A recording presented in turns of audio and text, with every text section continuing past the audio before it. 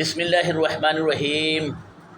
আল্লাহ সূরা নিসার 135 নম্বর আয়াতে আল্লাহ বলেন তার রাসূলকে, হে রাসূল, আপনি মুমিনদের বলেন, তোমরা যখন বিচার করবে তখন কি ন্যায় বিচার করবে। আল্লাহর হুকুম, সাক্ষী দিবে, সত্য সাক্ষী দিবে।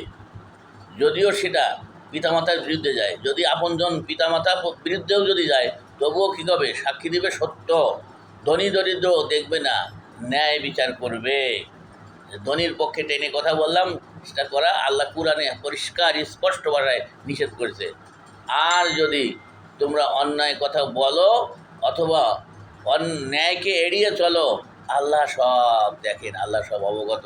সুতরাং বি কেয়ারফুল, সতর্ক কথা বলতে, সাক্ষী দিতে, বিচার করতে। হ্যাঁ, ন্যায় কথা বলবে সব সময়। আসসালামু আলাইকুম রহমতুল্লাহ।